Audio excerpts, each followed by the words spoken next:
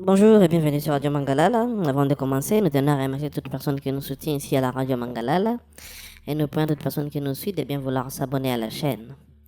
Eh bien, la mort d'Yves Sakila, un informaticien congolais de 35 ans résidant en Irlande depuis plus de 20 ans, continue de susciter une vive émotion et de nombreuses interrogations à travers le pays. Décédé le vendredi 15 ou 16 mai après avoir été immobilisé au sol par des agents de sécurité privés sur Henry Street, l'une des artères les plus animées du centre de Dublin.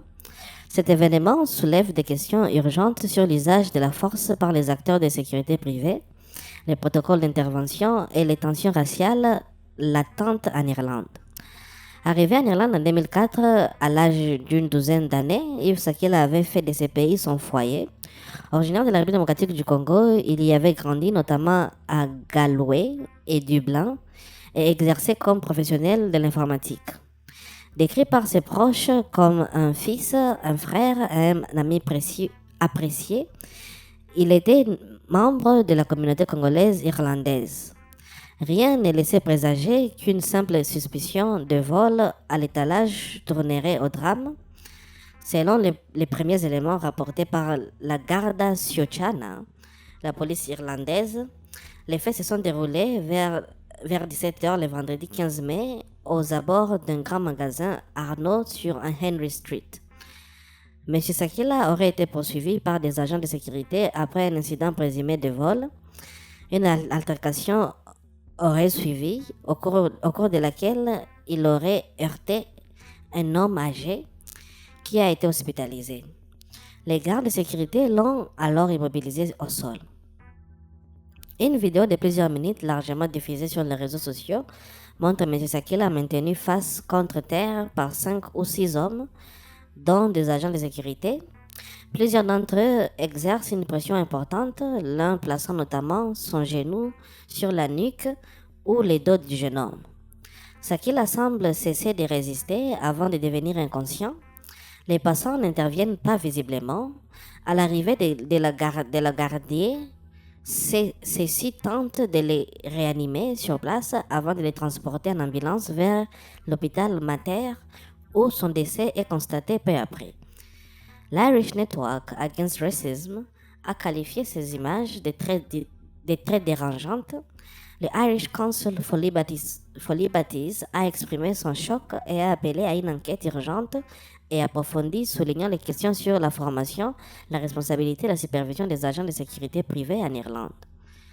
Deux enquêtes parallèles ont été ouvertes, une par la Gardaí de Store Street et une autre par la FIOSRU, l'organisme indépendant chargé des plaintes contre la police et les questions de sécurité.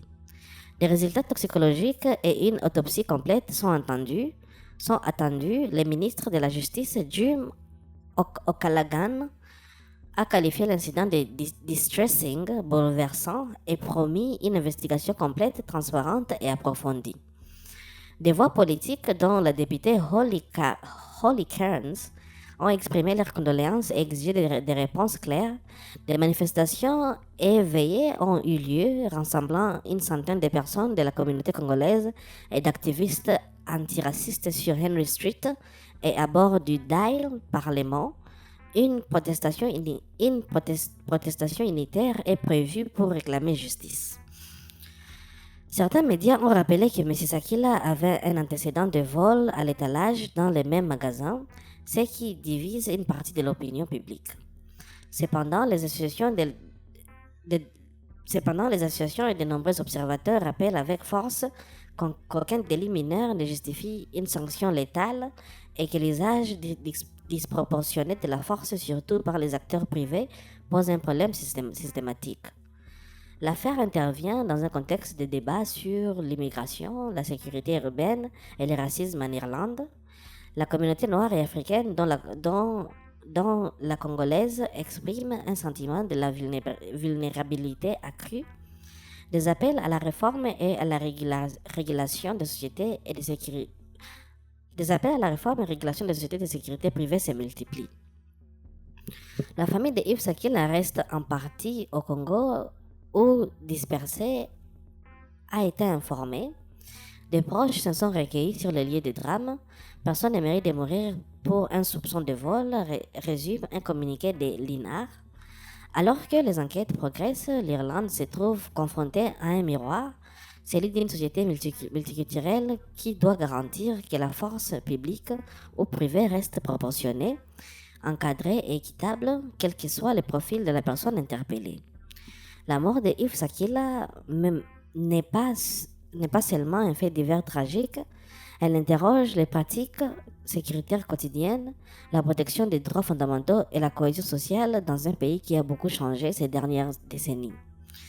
Les semaines à venir diront si cette affaire aboutira à des changements concrets ou restera une tragédie de plus dans les annales.